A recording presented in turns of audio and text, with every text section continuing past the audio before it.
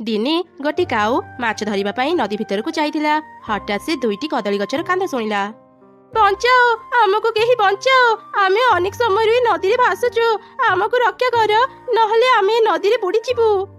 ଆରେ ଏ ଦୁଇ କଦଳୀ ଗଛ କ'ଣ କଥା କହୁଛନ୍ତି? ନିଶ୍ଚୟ ଏ ଦୁଇ କଦଳୀ ଗଛ ଯାଦୁର ହେଇଥିବେ। ମୁଁ ଏମାନଙ୍କୁ ନେଇ ମୋ ଘର ଅଗଣାରେ ଲଗେଇ ଦିଏ, ତାପରେ ମୁଁ ଏମାନଙ୍କୁ ଅନେକ ସୁନା ମାଗିବି, ତାପରେ ତ ମୁଁ ସମସ୍ତଙ୍କଠୁ ଧନୀ ହେଇଯିବି।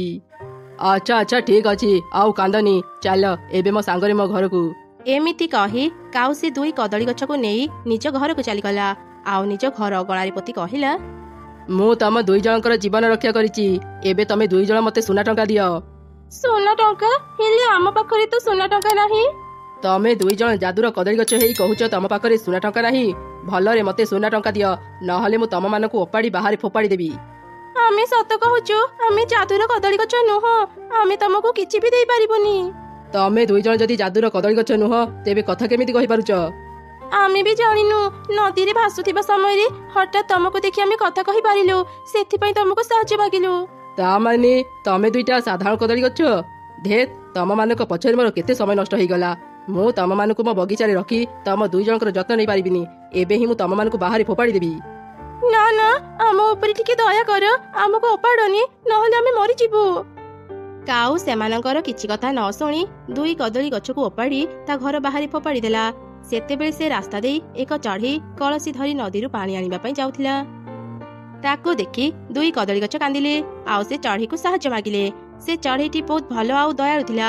ସେ ଦୁଇ କଦଳୀ ଗଛକୁ ଧରି ନିଜ ଘରକୁ ଗଲା, ଆଉ ନିଜ ବଗିଚାରେ ଲଗେଇଦେଲା। ତୁମକୁ ଅନେକ ଅନେକ ଧନ୍ୟବାଦ, ତୁମ ପାଇଁ ଆଜି ଆମ ଜୀବନ ବଞ୍ଚିଗଲା। ହେଲେ ଚଢ଼େଇ, ଆମେ ଯାଦୁର କଦଳୀ ଗଛ ନୁହଁ, ଆମେ ତୁମକୁ କିଛି ବି ଦେଇପାରିବୁନି, ପଛରେ ତୁମେ ଆମକୁ କାଟିଦେବନି ତ? ଆରେ ନା ନା, ତମେ ମାନେ ଜମା ବି ଭୟ କରନି, ମୁଁ କେବେ ବି ତମମାନଙ୍କୁ କାଟିବିନି। ମତେ ଗଛ ଲଗେଇବା ପାଇଁ ଭାରି ଭଲ ଲାଗେ। ତମେ ମାନେ ଯାଦୁର ଗଛ ହୁଅ କି ନ ହୁଅ, ମୁଁ କିନ୍ତୁ ସବୁଦିନ ତମମାନଙ୍କର ଯତ୍ନ ନେବି। ସେଦିନ ପରଠାରୁ ଚଢ଼େଇ ସେ ଦୁଇ କଦଳୀ ଗଛଙ୍କର ଭଲ ଯତ୍ନ ନେଉଥିଲା। ସବୁଦିନ ସେ ତାଙ୍କ ମୂଳରେ ପାଣି ଢାଳୁଥିଲା, ଆଉ ତାଙ୍କ ଚାରିପାଖକୁ ପରିଷ୍କାର ରଖୁଥିଲା। ସେ ଚଢ଼େଇର ସ୍ୱାମୀ ସହରରେ କାମ କରୁଥିଲା। ହଠାତ୍ ଏକ ଦୁର୍ଘଟଣାରେ ତାର ଗୋଡ଼ ଭାଙ୍ଗିଗଲା, ସେ ଆଉ କାମ କରିପାରିଲାନି। ଦୁଇ ଚଢ଼େଇ ମନ ଦୁଃଖରେ କାନ୍ଦୁଥିଲେ। ସେତେବେଳେ ସେ ଜଙ୍ଗଲର ଜମିଦାର ଚିଲ ତାଙ୍କ ଘରକୁ ଆସିଲା। ଆରେ ରିନୁ, କୁଆଡେ ଗଲୁ? ଶୀଘ୍ର ବାହାରକୁ ଆସେ। କଣ ହେଲା ଜମିଦାର ଆଜ୍ଞା, ହଠାତ୍ ଆମ ଘରକୁ ଆସିଲେ? ରିନୁ, ତୋ ସ୍ୱାମୀ ଏ ଘରକୁ ବନ୍ଧା ପକେଇ ମୋ ପାଖରୁ ଅନେକ ଟଙ୍କା ଋଣ ନେଇଥିଲା, ମତେ ଶୀଘ୍ର ମୋ ଟଙ୍କା ଫେରାଅ, ନହେଲେ ମୁଁ ତମର ଏ ଘରକୁ ନେଇଯିବି। ଏବେ ମୋ ପାଖରେ ଏତେ ଟଙ୍କା ନାହିଁ ଜମିଦାର ଆଜ୍ଞା, ମୋ ସ୍ୱାମୀଙ୍କ ଦେହ ବି ଭଲ ନାହିଁ, ଆମ ଉପରେ ଟିକେ ଦୟା କରନ୍ତୁ, ଆଉ କିଛି ଦିନ ସମୟ ଦିଅନ୍ତୁ। ମୋ ସ୍ୱାମୀ ଭଲ ହେଲା ପରେ ଆମେ କିଛି ନା କିଛି ବ୍ୟବସ୍ଥା କରି ଆପଣଙ୍କୁ ଟଙ୍କା ଫେରେଇ ଦେବୁ। ଠିକ ଅଛି, ମୁଁ ଆଉ ଗୋଟେ ସପ୍ତାହ ପରେ ଆସିବି, ମତେ ମୋ ପୁରା ଟଙ୍କା ଦେବ, ନହେଲେ ତମେ ମାନେ ଘର ଛାଡ଼ି ଚାଲିଯିବ। ଏମିତି କହି ଚିଲ ସେଠାରୁ ଚାଲିଗଲା। ଗୋଟେ ସପ୍ତାହ ଭିତରେ ମୁଁ ଏତେ ଟଙ୍କା କୋଉଠୁ ପାଇବି? ହେ ଭଗବାନ, ଆମ ସହ ଏମିତି କାହିଁକି କଲ? ଏ ସବୁ ଘଟଣା ଦୂରରୁ ଦୁଇ କଦଳୀ ଗଛ ବି ଦେଖୁଥିଲେ। ଭଉଣୀ, ଆମ ମାଲିକାଣୀ ଆମର ଜୀବନ ବଞ୍ଚେଇଛନ୍ତି, ସବୁଦିନ ସେ ଆମର ଯତ୍ନ ନିଅନ୍ତି, ହେଲେ ତାଙ୍କ ବିପଦ ସମୟରେ ଆମେ ତାଙ୍କୁ କିଛି ବି ସାହାଯ୍ୟ କରିପାରୁନାହାନ୍ତି। ହଁ ଭଉଣୀ, ତୁ ଠିକ କହିଲୁ, ମାଲିକାଣୀକୁ ଏତେ କଷ୍ଟରେ ଦେଖି ମତେ ଜମା ବି ଭଲ ଲାଗୁନି। ଆମେ ବି ଯଦି ଯାଦୁର କଦଳୀ ଗଛ ହେଇଥାନ୍ତେ, ଆଜି ଆମେ ତାଙ୍କ ବିପଦ ସମୟରେ ମାଲିକାଣୀକୁ ସାହାଯ୍ୟ କରିପାରିଥାନ୍ତେ। ଏମିତି କହି ଦୁଇ କଦଳୀ ଗଛ ମନ ଦୁଃଖରେ କାନ୍ଦୁଥିଲେ। ହଠାତ୍ ସେମାନେ ଏକ ସ୍ୱର ଶୁଣିଲେ। କିଏ କହିଲା ତମମାନଙ୍କ ପାଖରେ ଯାଦୁ ଶକ୍ତି ନାହିଁ? ତମ ଦୁଇ ଜଣଙ୍କ ପାଖରେ ଅନେକ ଯାଦୁ ଶକ୍ତି ଅଛି।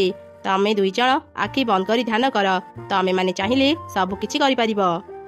ଏଇ ସବୁ କଥା ଶୁଣି ଦୁଇ କଦଳୀ ଗଛ ଧ୍ୟାନ କଲେ। ସଙ୍ଗେ ସଙ୍ଗେ ତାଙ୍କ ଗଛରେ ସୁନାର କଦଳୀ ଫଳିଲା।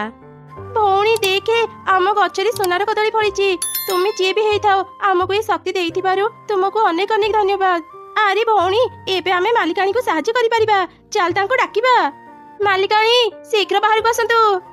ଆରେ କଣ ହେଲା, ତମେ ଦୁଇ ଜଣ ମତେ ଡାକିଲ? ଇଏ କଣ, ତମମାନଙ୍କ ଗଛରେ ସୁନା କଦଳୀ କେମିତି ଫଳିଛି? ମାଲିକାଣୀ, ଆମେ ସାଧାରଣ ଗଛ ନୁହଁ, ଆମେ ଯାଦୁର କଦଳୀ ଗଛ। ଆଜି ଆମେ ଏକଥା ଜାଣିପାରିଲୁ, ତମେ ଆମର ଜୀବନ ବଞ୍ଚେଇଛ, ଆମର ଯତ୍ନ ନେଇଛ। ଏ ସବୁ ସୁନା କଦଳୀ ଏବେ ତମର ମାଲିକାଣୀ, ଏସବୁ ନେଇ ନିଜ ସମସ୍ୟା ଦୂର କର। ଚଢ଼େଇ ଖୁସିରେ ସେ ସୁନା କଦଳୀ ନେଇ ବଜାରରେ ବିକ୍ରି କଲା, ଆଉ ଅନେକ ଟଙ୍କା ପାଇଲା। ସେ ଟଙ୍କାରେ ତାର ସବୁ ଋଣ ଶୁଝି ହେଇଗଲା। ଧୀରେ ଧୀରେ ଚଢ଼େଇର ସ୍ୱାମୀ ବି ଭଲ ହେଇଗଲା। ସେମାନଙ୍କର ଆଉ କିଛି ବି ଅଭାବ ରହିଲାନି। ଦିନେ ଚଢ଼େଇ ଘରର ରାସ୍ତା ଦେଇ କାଉ ଯାଉଥିଲା। ତାର ନଜର ସେ ଦୁଇ କଦଳୀ ଗଛଙ୍କ ଉପରେ ପଡ଼ିଲା। ଏ ଦୁଇ କଦଳୀ ଗଛ ତ ସେଇ କଦଳୀ ଗଛ ଯାହାକୁ ମୁଁ ନଦୀରୁ ପାଇଥିଲି। ମତେ ଏମାନେ କହୁଥିଲେ ଏମାନେ ଯାଦୁର ଗଛ ନୁହଁ, ତାହେଲେ ଏମାନଙ୍କ ପାଖରେ ସୁନା କଦଳୀ କେମିତି ଅଛି? ତାହା ମାନେ ଏ 2 ଜଣ ମତେ ମିଛ କହୁଥିଲେ। ଆଜି ମୁଁ ଏମାନଙ୍କର ସବୁ ସୁନା କଦଳୀ ନେଇଯିବି। ଏମିତି କହି କାଉ ସୁନା କଦଳୀ ତୋଳିବାକୁ ଯେମିତି ଚେଷ୍ଟା କଲା, ହଠାତ୍ 2 କଦଳୀ ଗଛ କହିଲେ, ସେଇଠି ରହିଯା ଲୋଭି ଚଢ଼େଇ, ଆମକୁ ଛୁଇଁବାକୁ ବି ତୁ ଚେଷ୍ଟା କରିବୁନି। ଆମ ପାଖରେ ଯାଦୁ ଶକ୍ତି ନଥିବା ବେଳେ ତୁ ଆମକୁ ଫୋପାଡ଼ି ଦେଇଥିଲୁ, ଆଉ ଆଜି ଯେତେବେଳେ ଆମ ପାଖରେ ସୁନାର କଦଳୀ ଅଛି ତୁ ଚାଲି ଆସିଲୁ ଆମ ସୁନା କଦଳୀ ନେବା ପାଇଁ। ଏଠାରୁ ଭଲରେ ଚାଲିଯା, ଆମେ ତତେ ଗୋଟେ ବି ସୁନା କଦଳୀ ଦେବୁନି। ଏ ସବୁ ସୁନା କଦଳୀ ଆମ ମାଲିକାଣୀଙ୍କର। ତମେ 2 ଗଛ ମୋର କିଛି କ୍ଷତି କରିପାରିବନି। ଆଜି ମୁଁ ଏ ସୁନା କଦଳୀ ନେଇକି ହିଁ ରହିବି। କାଉ ସୁନା କଦଳୀ ତୋଳିବା ପାଇଁ ପୁଣି ଗଛ ପାଖକୁ ଗଲା। 2 କଦଳୀ ଗଛ ଭିତରୁ 2ଟି ବଡ ବଡ ହାତ ବାହାରିଲା, ଆଉ ସେମାନେ କାଉକୁ ଅନେକ ପିଟିଲେ। କାଉ ମାଡ଼ ଖାଇ ଖାଇ ବେହୋସ ହେଇଗଲା।